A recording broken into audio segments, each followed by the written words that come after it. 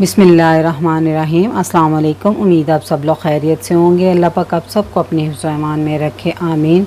जी, आज हम बना रहे हैं अपने किचन में कोफ्ता पुलाव, यानी चिकन कोफ्ता पुलाव।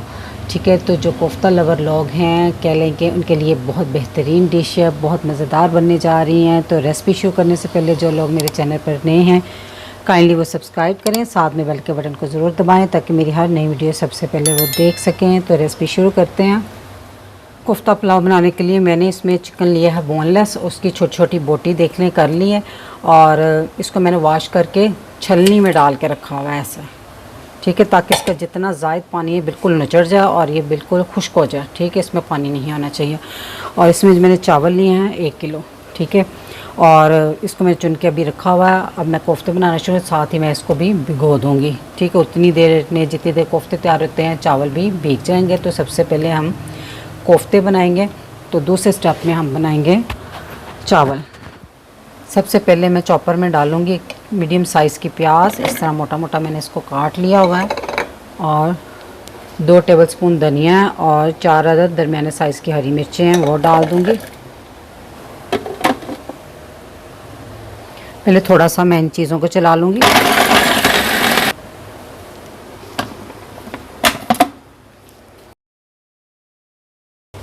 अब मैं इसमें चिकन डाल दूँगी।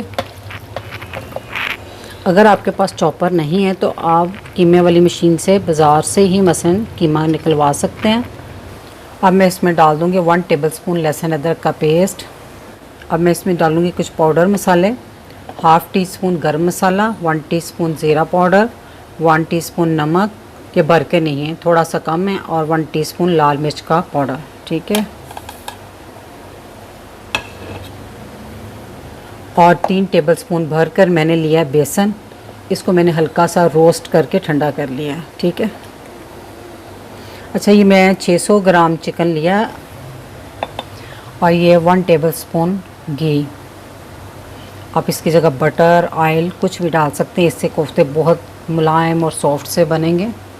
क्योंकि चिकन में फ़ैट तो होती नहीं है, तो उसकी फ़ैट पूरी करने के लिए मैंने 1 टेबलस्पून घी डाला है।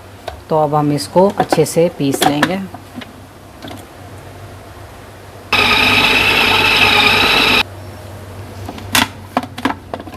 जी, तो चिकन का कीमा अच्छे से पीसा गया।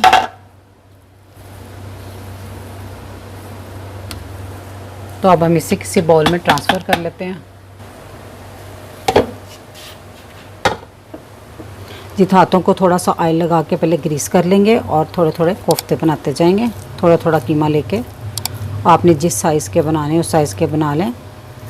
मैं एक थोड़े से लेमन साइज़ के बना रही हूँ, बस मीडियम से थोड़ा सा बड़ा लेमन हो।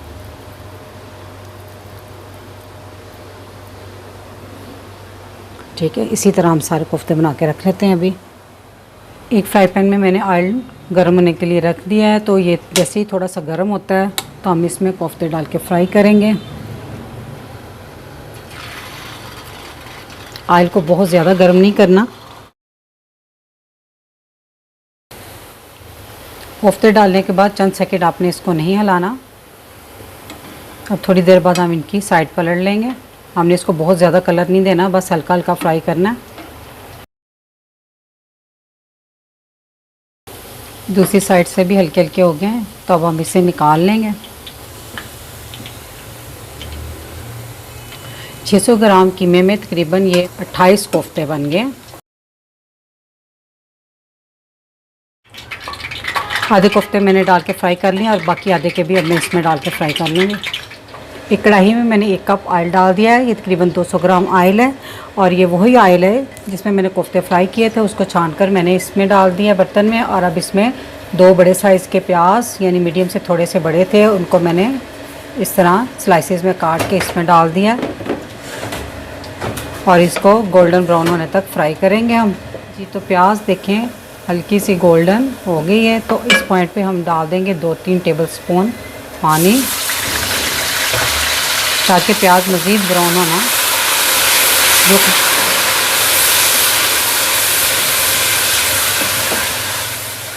अब मैं इसमें डाल दूँगी 2 टेबलस्पून लहसुन अदरक का पेस्ट, और ये 1 टेबलस्पून साबुत गरम मसाला है, इसे मैंने धोया हुआ है इसलिए ऐसा नज़र आ रहा है। तो ये 2 टीस्पून ज़ीरा, 2 टुकड़े दालचीनी के, 2 बड़ी इलायची, 10-12 दाने काली मिर्च के और 4 अदद लौंग। तो इसको डालकर चंद मिनट तक फ्राई कर लें। चंद सेकंड लहसुन अदरक को भूनने के बाद इसमें मैं डाल दूँगी ये टमाटर। ये 4 बड़े साइज़ के टमाटर थे, उनको इस तरह रफली काट लिया है और वो इसमें डाल देंगे। और साथ ही मैं इसमें डाल दूँगी कुछ मसाले भी। 1.5 टेबलस्पून नमक आप अपने टेस्ट के मुताबिक डाल सकते हैं और 1 टेबलस्पून कुटी हुई लाल मिर्च। मसालों को मिक्स करने के बाद अब हम इसकी कर देंगे आंच हल्की और फिर इसको ढाँप कर 5 मिनट के लिए रख देंगे ताकि टमाटर अच्छे से सॉफ्ट हो जाए।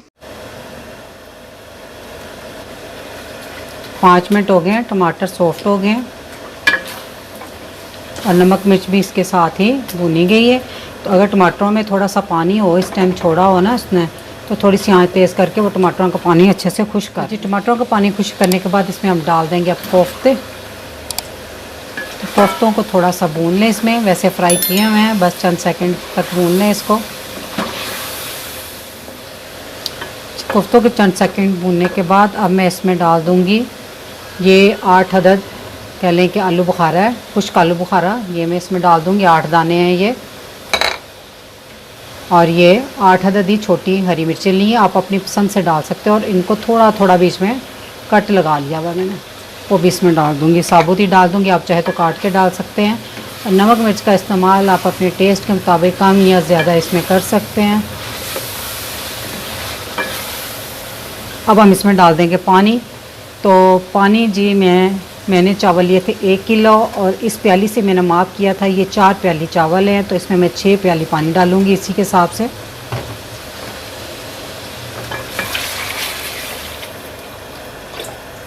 तो अब हम इसमें बॉयल आने का इंतज़ार करेंगे जी। तो चावलों में बॉयल आ गया है, तो अब भीगे हुए चावलों का सारा पानी निकाल के आपने इसमें चावल डाल देने। अच्छा, आपने इस पॉइंट पे ना चावल डालने से पहले पानी में नमक चेक कर लें, ठीक है। अगर कम हुआ तो आप और डाल लें, लेकिन जो चीज़ मैंने जितनी मिकदार मैंने बताई वो बिल्कुल परफेक्ट है। इसको अच्छी तरह हिला दें।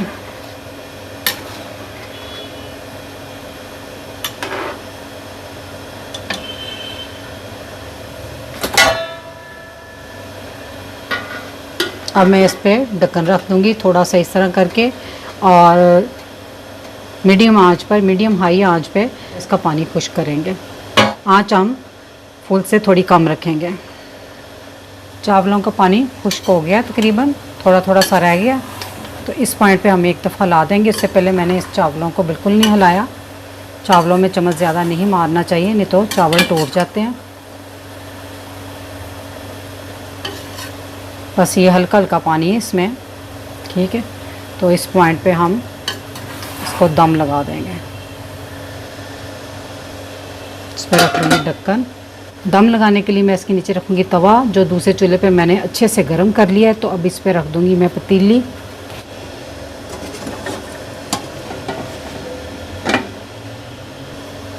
आँच मैंने दम वाली रख दी है और 15 मिनट के लिए मैं इसको दम दूँगी। आप अपने चावलों के हिसाब से इसको दम देना जी। तो 15 मिनट हो गए दम लगे हुए।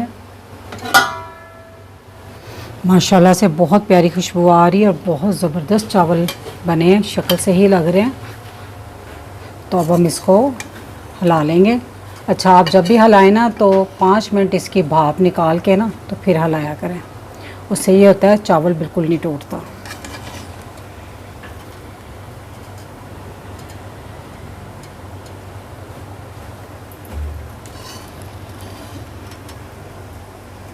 माशाल्लाह से देखें, अल्हम्दुलिल्लाह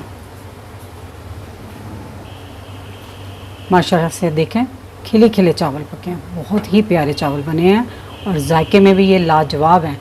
तो मेरी ये रेसिपी अगर आपको अच्छी लगी तो मेरी वीडियो को लाइक, फैमिली मेम्बर और फ्रेंड के साथ शेयर कीजिएगा। मेरे चैनल को सब्सक्राइब कीजिएगा।